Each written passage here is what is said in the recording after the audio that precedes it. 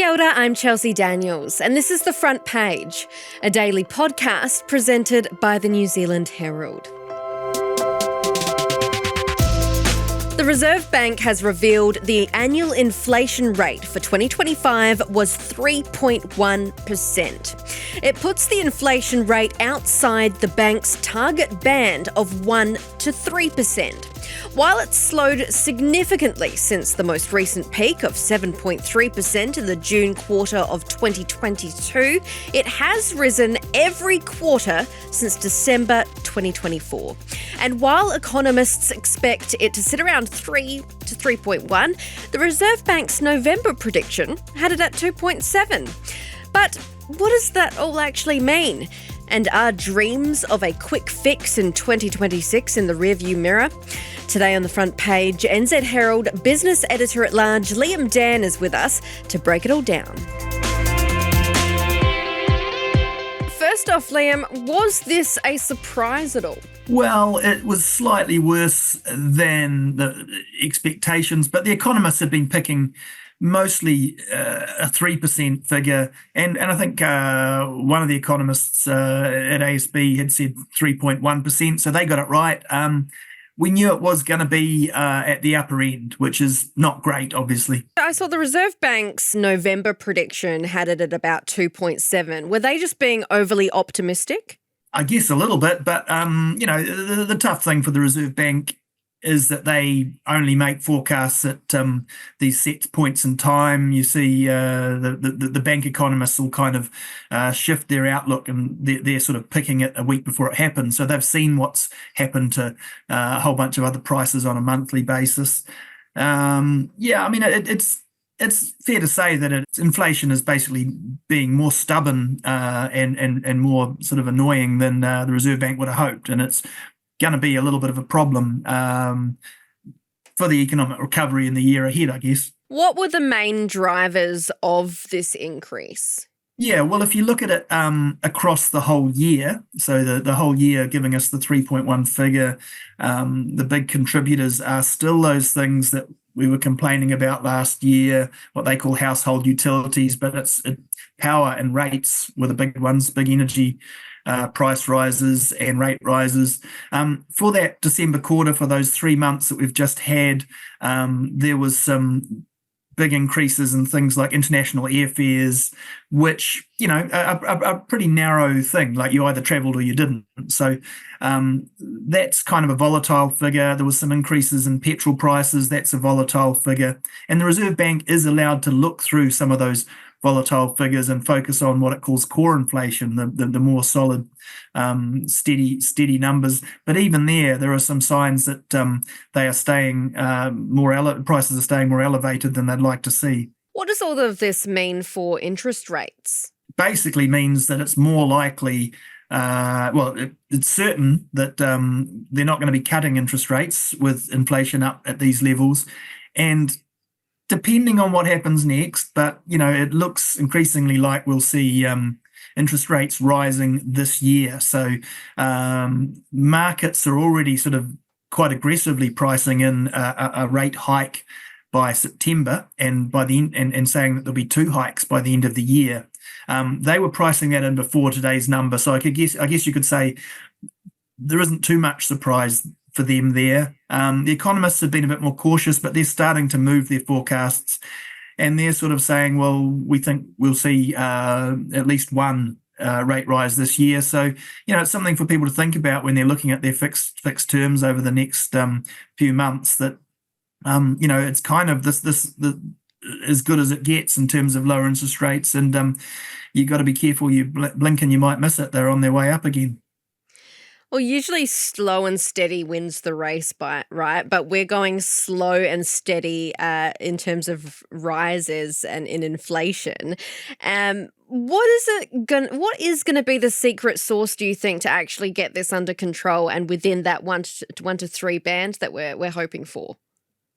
Yeah, it's a difficult thing because, and it's been talked about a lot, and all this stuff like productivity and all the structural problems with the economy, but our economy doesn't have a lot of capacity to grow very fast before inflation becomes a problem again. So there were hopes that one of the only upsides really from an economic downturn or recession is that prices come down and businesses can't afford to put prices up, or they discount, and so that domestic inflation, that the price we pay for services in the economy and tradies and all that sort of thing, that comes down. That's non-tradable inflation, and it has come down, but it's coming down much slower than the economists and the Reserve Bank had thought it would, and there's a risk that it doesn't have much further to fall, because as the recovery takes hold, things start picking up again. So if that stays where it is, then you start having to look at international prices, which we don't have any control over, and that's we're at risk of all this geopolitical craziness affecting things. Oil prices go up or down depending on what's happening in the Middle East or what Donald Trump's saying.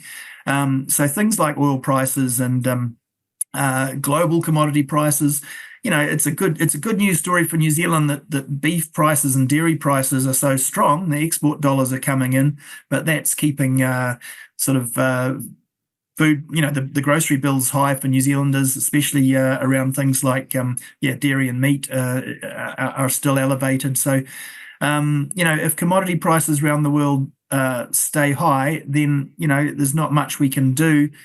Really, that the mechanism for dealing with it is putting the interest rate up, and that unfortunately slows the economy. So it's like how much recovery can we actually sustain before we have to sort of put a lid on it? And the only way to solve that is with real structural change, making the economy more efficient and probably leaner and meaner. And the government, is aware of that. I heard Christopher Luxon talking about that in the State of the Nation speech. They sort of talk about it in terms of having done the sort of patch-up job on the economy, the first aid that's required on the patient to get it into recovery, and now they're starting to look at sort of structural things for the future, like adjusting KiwiSaver to have New Zealanders saving more money and all that sort of stuff. But that takes time. So just relying on this this turn of the economic cycle to sort of isn't going to be enough for New Zealand to actually get rich. It's just going to provide a bit of a stable platform, I think.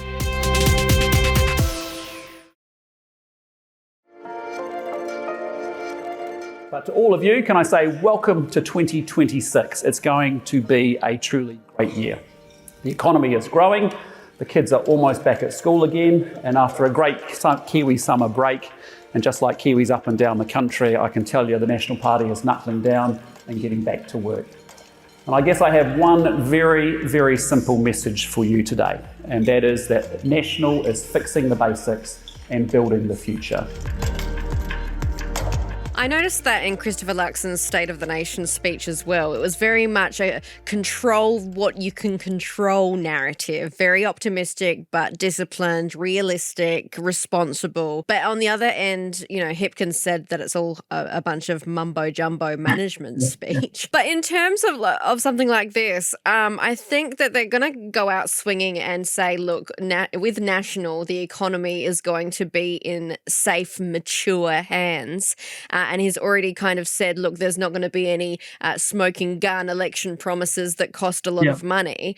How do you think that will relate to what the economy needs at the moment? Yeah, I mean, there isn't really time. If they were going to do more radical stuff, they needed to do more radical stuff in that first year or so if they wanted to. So anything more radical in terms of structural changes is going to be really just have to be on the policy promises for the campaign and for the next term. I think they're effectively trying to simplify their message. I think they're talking about doing the basics and building for the future or something like that is the new mantra. He's kind of Luxon has picked up on the idea that, look, this recovery isn't going to be good enough to solve all New Zealand's problems, but it could be a window of economic stability, and we've got to seize that moment to sort of make these changes. And I guess that's what they'll be campaigning on. But that there is those couple of elephants in the room for the Prime Minister. One is Donald Trump and the craziness of what can happen in the world, because as we saw with tariffs last year, that can really derail things for New Zealand. I suppose the other one is more on the local front, his own coalition partners, and in order to win an election, looking at current polling, he very much needs Winston Peters, who's saying he's not voting for an India free trade deal. He's going to be opposed to some of National's other ideas, like looking at selling any state assets and raising the retirement age. So some of the structural things National wants to do, it's got a bit of a problem there with its coalition partner as well, I think. So difficult position. I think that's why the National and the Prime Minister have sort of tried to narrow their focus and their mantra, and it's from that sort of keep it simple, stupid school of political marketing, which is just keep hammering this message. We're fixing the basics, and we're slowly and steadily looking at stuff for the future, but they're not going to be really in a position to deal with that inflation problem and the interest rates and the cap on growth this year. So while people talked about maybe picking November 7 was a chance for the economy to keep growing and build up some momentum, and that would be good for the government, there's also that risk that you get your first interest rate rise before the election, which is effectively a signal to voters that that's sort of as good as it gets. People will be listening or watching this podcast and saying, well, 3.1%, okay, it's outside of the 1 to 3% bracket. I get that. But what does that actually mean for their back pocket? Yeah, well, as I mentioned, if you're not if you weren't doing an international trip or going on holiday overseas in that fourth quarter, then you didn't sort of that didn't affect you. Petrol prices were up a bit, but they'll be down again. We can see it with what's happened already this year, and oil prices coming off. So that stuff moves around. So the Reserve Bank will look through some of that volatility, and it'll have a core inflation measure, which will still be inside the 1 to 3% band. And that means that they probably won't be rushing to put the interest rate up. So, that's why that you're unlikely to see any move, or you almost certainly won't see any move when they make their first call in February. And economists are saying, well, probably no moves in the first half of the year. But, it just does mean that those hikes are coming. It also means really that I don't think the cost of living, the idea that there's a cost of living crisis and things isn't really going to go away for a lot of New Zealanders. So I think it's, there's going to be a lot of good economic data as we start to get back into growth. We're going to have figures about manufacturing and,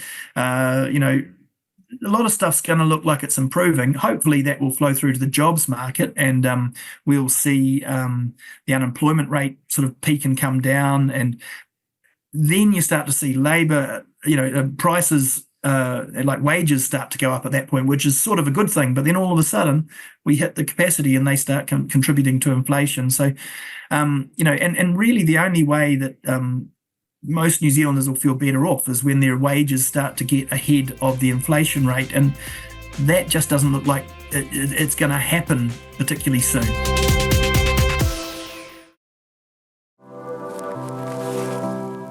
This time last year, Christopher Luxon confidently predicted that the economy was in recovery, unemployment had peaked, and that things were going to get better. When since then, we saw the economy shrink, more people lose their jobs, the government's finances deteriorate further, and the economic going get even harder for New Zealand families. Christopher Luxon is out of touch with New Zealanders, holding on to the very, very last possible date he could have called the election. Shows how desperate he is. I just want to know, Liam, how much are my eggs and cheese and milk going to cost within the next month? Yeah, is that what inflation affects? Yeah, I think groceries and power prices and maybe rates are some of the things that everybody's dealing with. Certainly groceries and power prices. Dairy prices have come off a bit internationally, stabilised.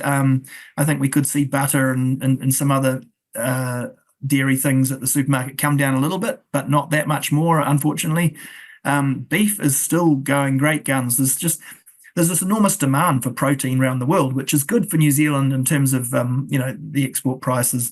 All the weird stuff you see online with the workout bros and everything, and just consuming all this protein and protein being added to everything is actually. Is that your 2026 goal, Liam?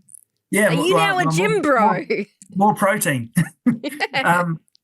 Well, a little bit, but as much as a middle-aged old fella can be. But but that has driven up demand for protein. So beef, lamb are at record levels. Dairy has been at record levels. It's come off a bit, but so there's not a lot of relief coming there, other than that that money is flowing into the economy, and so it sort of swings and roundabouts. You'd hope that domestic inflation had come down, but if things pick up, it may be that we're in an era of slightly elevated inflation, which means that the Reserve Bank ultimately will have to act. And what will the Reserve Bank do? What can it do? Yeah, it really is just that monetary policy lever. So it'd be very unpopular if they start lifting rates already. But if inflation stays outside that target band for an extended period, that's their mandate. They have to do that. They're legally required, and they're only required to look at inflation. So unemployment is considered, but it's no longer part of the mandate. They have a single mandate, which means that even if unemployment hasn't really come down that much and the jobs market hasn't improved that much, we could see interest rates rising, before we see the real results there. And that would be a shame. That just shows you how much inflation can curtail a recovery, and really just highlights again that it's, you'll hear economists talk about capacity in the economy and what the capacity is for the economy. I like the term speed limit. I've heard other economists talk about it in terms of a speed limit. Our economy has a relatively low speed limit. It can only grow at about 2% or around that level before it overheats and inflation comes through. And, we may be seeing that,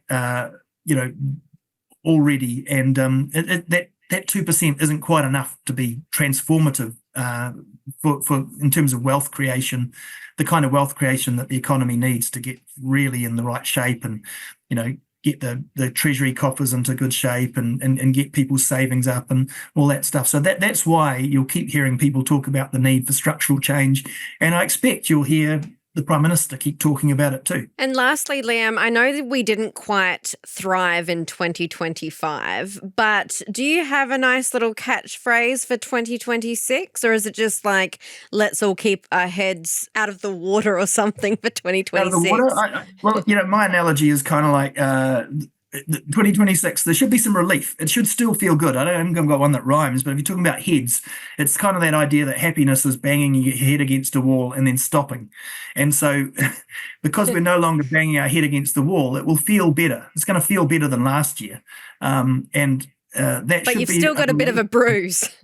Yeah, and it's not going to solve any of your more existential problems. So how long that relief from things feeling better lasts will really determine things like how the election goes. So you're going to see business and consumer confidence looking good relative to where they were, but at some point, if there's a cap on where the recovery goes, that relief is going to sort of wear out, I guess, and people are going to be thinking, is that it? So no quick fix for 2026. Yeah, that's a good one. I should have thought of that. Thanks for joining us, Liam. Cheers, Chelsea. That's it for this episode of The Front Page. You can read more about today's stories and extensive news coverage at nzherald.co.nz. The Front Page is hosted and produced by me, Chelsea Daniels. Kane Dickey is our studio operator, Richard Martin, our producer and editor, and our executive producer is Jane Yee. Follow The Front Page on the iHeart app or wherever you get your podcasts, and join us next time for another look beyond the headlines.